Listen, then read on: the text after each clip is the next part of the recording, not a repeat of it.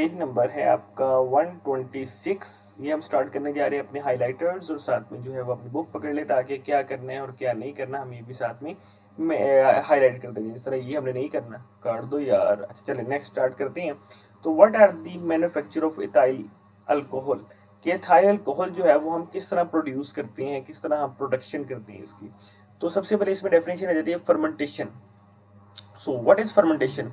Fermentation एक ऐसा process होता है, एक ऐसा रिएक्शन है in which a substance breaks down into simpler substance in the presence of enzyme present in yeast।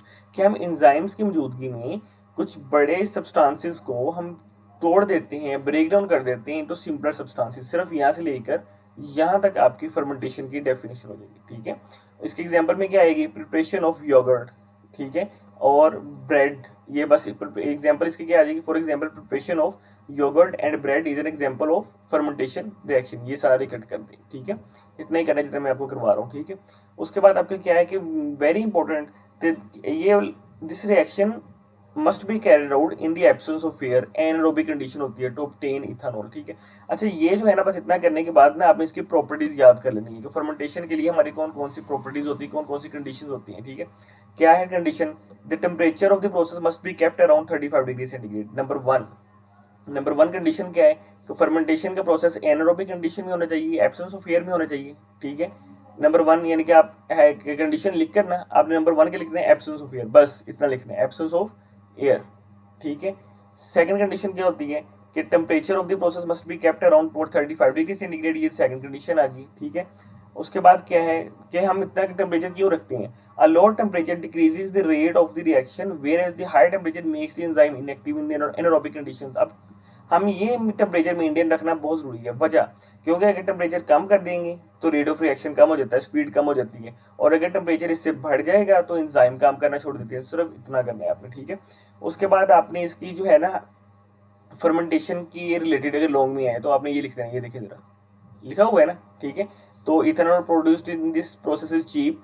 ठीक है, उसके अलावा इट टेक्स, ये भी हम ये वाला पढ़ के आए हैं। ठीक है, आपने यानी कि जितने भी ये वाले पॉइंट्स है ना, ये वाले पॉइंट्स आपने फर्मेंटेशन में लॉन्ग आए तो आपने फर्मेंटेशन में लिख देने हैं। ठीक है, ये भी हम पीछे पढ़ के आए हैं।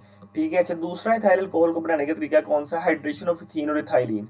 इसमें आपने ये सारा कुछ नहीं करना, ये रहने दे। अपनी हाइड्रेशन ऑफ इथीन या इथाइलिन आ जाए तो आपने तब भी ये वाला कर देना। ठीक है, यानी कि हाइड्रेशन ऑफ इथीन आए तो ये लिखना है, फर्मेंटेशन आए तो वो ऊपर वाला लिखकर यानी कि ये वाली चीज मेंशन करके आपने क्या लिख देना है, उसके बाद ये कंडीशन लिख देनी है। और अगर डिफरेंस आए ये वाला फर्मेंटेशन वाला, और अगर डिफरेंस आए तो इन दोनों में डिफरेंस लिख देना है। ठीक है, अब इनमें डिफरेंस देख लें जरा। हाइड्रेशन जब भी होगी ना, इसके लिए हाई टेम्परेचर चाहिए होगा, लेकिन इसके लिए ऑप्टिमम टेम्परेचर चाहिए 35 डिग्री सेंटीग्रेड बस। ठीक है, उसके अलावा इसकी जो स्टार्टिंग प्रोडक्ट है वो क्रूड ऑयल वगैरह होती है जो नॉन रिन्यूएबल होती है, लेकिन स्टार्टिंग मटेरियल वो क्या होती है? रिन्यूएबल सोर्सेज से हम इसको ऑब्टेन कर सकते हैं। ठीक है, ये दूसरा डिफरेंस हो गया। इसका rate of reaction very high होता है, इसका rate of reaction is low.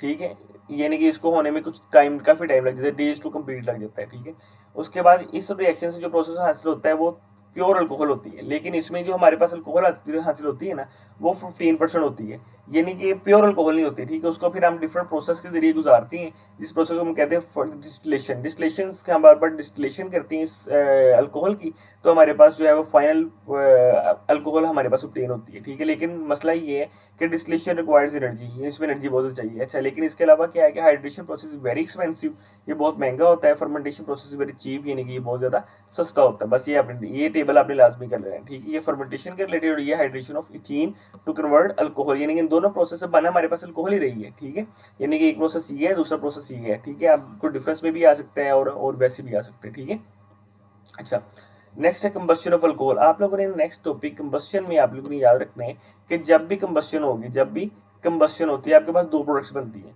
हमेशा, जब भी कंप्लीट कंबस्शन होती है। एक होती है कार्बन डाइऑक्साइड, ये याद रखनी है। ठीक है, जहां पर भी कंबस्शन के पूछिए, और साथ में वाटर और साथ में हीट रिलीज होती है। जहां पर भी आप कंबस्शन देखो ये दो चीजें लाजमी, तीन चीजें लाजमी बनती है। जिस तरह भी देखिए कंबस्शन किसकी हो रही है? अल्कोहल की हो रही है, मिथानॉल की हो रही है। ऑक्सीजन एक क्या बन रहा है? कार्बन डाइऑक्साइड, जो मैंने अभी आपको बताया। ठीक है, दूसरा क्या बन रहा है? वाटर, जो मैंने आपको बताया। ठीक है, और हीट साथ में रिलीज हो रही है। तो बस ये आपने रिएक्शन करना है।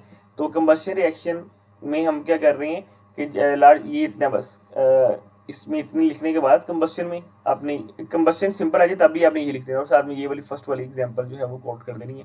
बाकी आपने सारा नहीं करना। ठीक है, अच्छा नेक्स्ट है application of alcohol as fuels, इसमें ये भी नहीं करना, ठीक है। अब एडवांटेजेस, एडवांटेजेस क्या है इसके अल्कोहल एज फ्यूल्स के अल्कोहल जो है वो रिन्यूएबल सोर्सेज से ऑब्टेन कर सकते हैं, ठीक है। Alcohol have higher fuel efficiency as compare to petrol और डीजल, ठीक है। बस ये दो कर लें। और ये क्या है कि it alcohol is environmental friendly, burning of alcohols are environmental friendly, बस इतना करना ही, बाकी ये वाले इसमें से ये सारी चीजें नहीं करनी, ठीक है। ओके, उसके बाद डिसएडवांटेजेस क्या है कि more fuel is needed to travel the same distance, यानी कि आपने यहाँ पर जाना है ना, यहाँ से यहाँ पर जाना है, ठीक है, यहाँ पर जाना है, तो एक साइड पर आपने डीजल वगैरह गैसोलीन को यूज किया है और एक साइड पर आपने यूज किया अल्कोहल को, तो अल्कोहल का ज्यादा कंजम्पशन यूज होगी और उसी डिस्टेंस को कवर करने के लिए जहाँ पर गैसोलीन कम चाहिए होता है, ठीक है। उसके अलावा क्या है कि ये इसके डिसएडवांटेजेस है ना, ठीक है। इसके अलावा क्या है, they alcohol can increase wear and tear on engine components, ये सेकंड हो गया। और उसके बाद land is utilized to grow crops when the field which then yield alcohol, this fact affects the cultivation of food crops। तो ये बस अपने तीन जो है वो दो कर ले, इसमें से कोई डिसएडवांटेजेस जो है वो कितने कर ले, दो कर ले, इसमें से कोई भी दो, ठीक है। Next role of ethanol in industry मैंने हाईलाइट किया है। इथाइल अल्कोहल या ethanol is used as a disinfect in hand sanitiser and methylated spirit, बस ये फर्स्ट एप्लीकेशन होगी, फर्स्ट यूज हो गया इसका, ठीक है। उसके बाद सेकंड वाला क्या होगा, it is used as a solvent, ये दूसरा हो गया, ठीक है। नंबर 3 क्या हो जाएगा, they help to solubilize many drugs, बस ये तीन जो है ना आपने इसके रोल कर लेंगे बस, ठीक है। उसके बाद कॉस्मेटिक इंडस्ट्री में इसका यूज क्या है कि कहाँ पर इस्तेमाल होता है, इथाइल अल्कोहल को हम कॉस्मेटिक इंडस्ट्री में इस्तेमाल करते हैं, वाई, क्यों कि why ethyl alcohol is primarily used in the cosmetic industry, तो रीजन इसकी सिंपल है, ये तीन आपने बस आपने याद करें कि इन प्रॉपर्टीज की वजह से हम इसको कॉस्मेटिक इंडस्ट्री में इस्तेमाल करते हैं। वो प्रॉपर्टीज हैं कौन कौन सी, being highly volatile it evaporates in a very short time, number 1, deodorizing and anti-inflammatory properties, number 2, and refreshing and antimicrobial properties, इन तीन प्रॉपर्टीज की वजह से हम जो है वो इसको यूज करते हैं बस, ठीक है।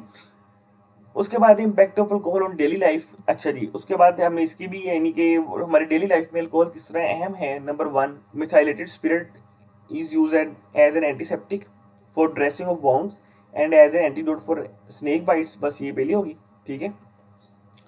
सेकंड क्या है, ethanol is use as high efficiency fuel to drive vehicles, ये सेकंड होगी। और ये यहाँ से लेकर यहाँ तक जो वो थर्ड होगी, मैं आपको मार्क करवा रहा हूँ ना, ठीक है, पढ़ाने का, ठीक है। तो ये आपके जस्ट जो है वो 3 पॉइंट्स हो जाएंगे कि हाउ इथाइल अल्कोहल या alcohol can be used in our daily life, या डेली लाइफ में क्या इसकी यूजेस या एप्लीकेशंस है, ठीक है। ये आपके लो जी, ये भी चैप्टर कंप्लीट हो गया, वाह। तो पेज नंबर 121 एक्सेस की शॉर्ट को एमसीक्यूज कि हम अभी पढ़ के आए हैं कि एब्सेंस ऑफ ऑक्सीजन होनी चाहिए और 35 डिग्री सेंटीग्रेड होना चाहिए किसके फर्मेंटेशन के लिए, किसकी फर्मेंटेशन प्रोसेस में, ठीक है। उसके बाद इसी तरह आपका एमसीक्यू नंबर 2 का आंसर H2SO4 है, 3 का C3OH है, 4 का इथेनॉल यानी कि C है, 5 का B, 6 का C, ये वैसे इतना इंपॉर्टेंट नहीं है, 7 का C एंटीसेप्टिक के तौर पे इस्तेमाल होता है, 8 वाले का इथेनॉल, बस ये आपका कंप्लीट हो गया। इसके बाद शॉर्ट क्वेश्चन एमसीक्यूज के बाद जो है डिस्क्रिप्टिव लॉन्ग क्वेश्चंस, ये आपने लाजमी करनी है, शॉर्ट क्वेश्चंस जो हैं इसके, ठीक है। और पेज नंबर 133 तक कंप्लीट हो गया। नेक्स्ट है आपका carboxylic acids, page number 134, next video में हम डिस्कस करेंगे, ठीक है। ओके, तब तक के अल्लाह हाफिज़।